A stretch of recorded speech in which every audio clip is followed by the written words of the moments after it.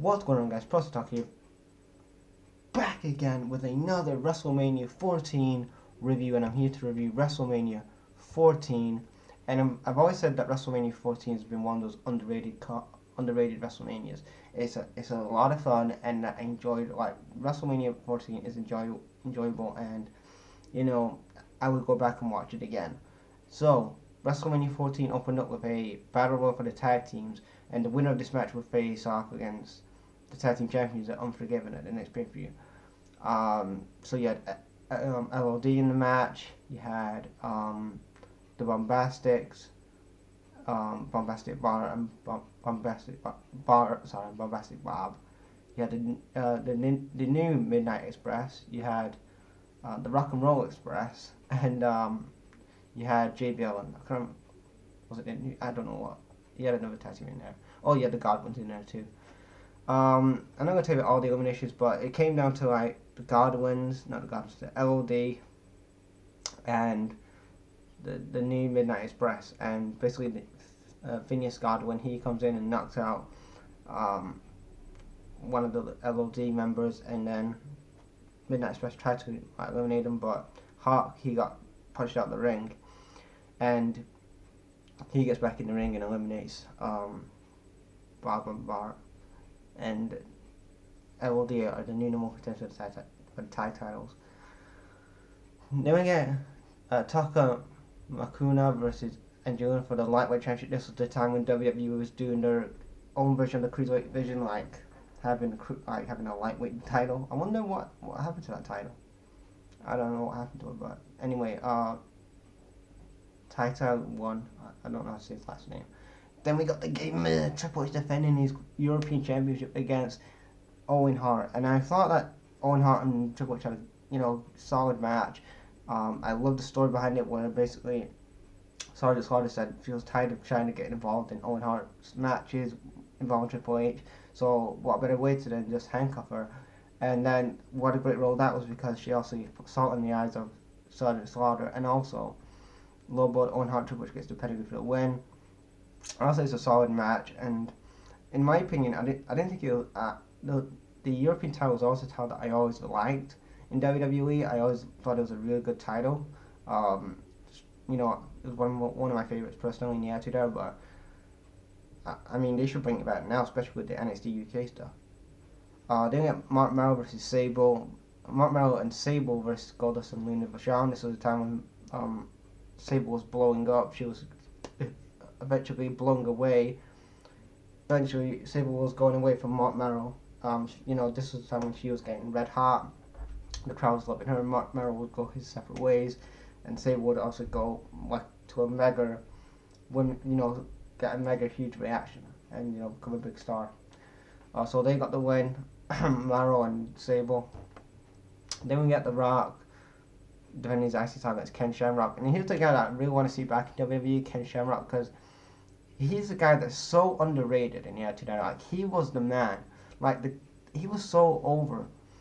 The guy should have been WWE champion. He was such an awesome character. I loved Ken Shamrock back in the Attitude Era, and they should have put the title on him back in '97. Especially, he would have been a good time if you had Brett versus Ken Shamrock. When they were feuding in '97, you could have put the title on Ken Shamrock then, when Brett was a heel and Shamrock was a face. Or you could have done it as Austin's first opponent, have it be Ken Shamrock versus Stone Cold, which was actually Dude Love his first opponent was, but yeah.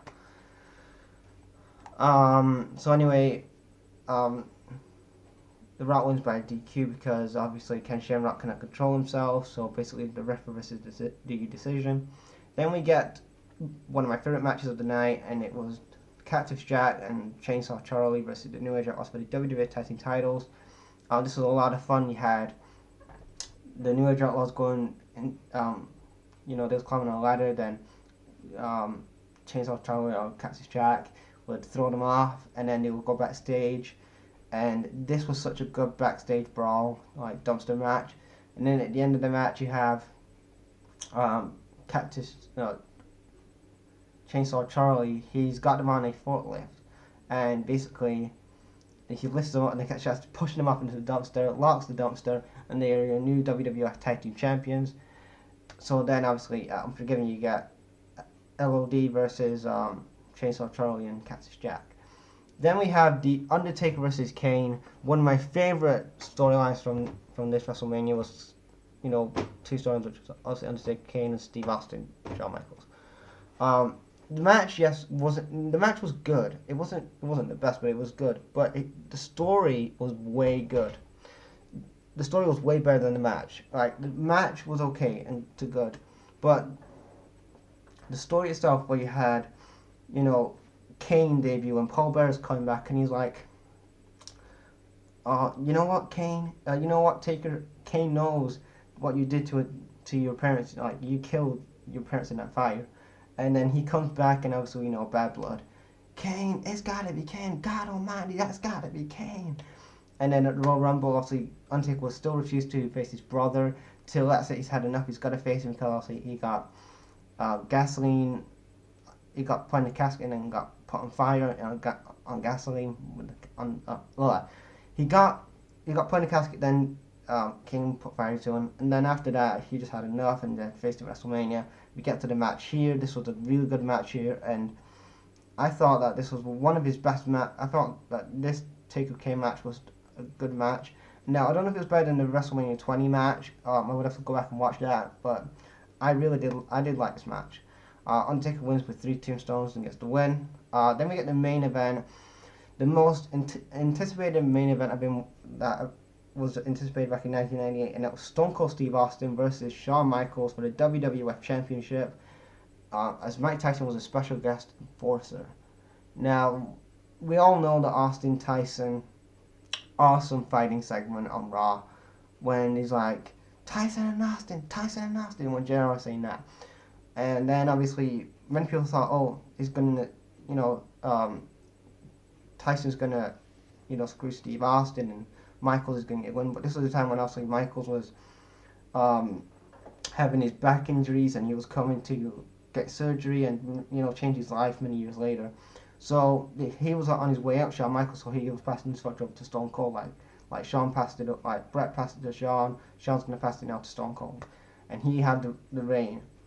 And obviously in his book he says that he wasn't gonna put him over, like he had doubts of putting him over. And then Taker comes up to him and really goes backstage saying you're gonna put over Austin, he's the future guy, he's the guy that's gonna make us a shitload of money. And that's what he says in his book and stuff like that. So anyway, Austin gets the win. He does a stunner. Shawn Michaels goes away for a bit. The next night on Raw, DX comes out, and then obviously Triple H and X-Pac, they're the leaders of DX now with the New Age Outlaws. And after that, obviously Shawn Michaels wouldn't return for another 5 years, so 2002 he would return.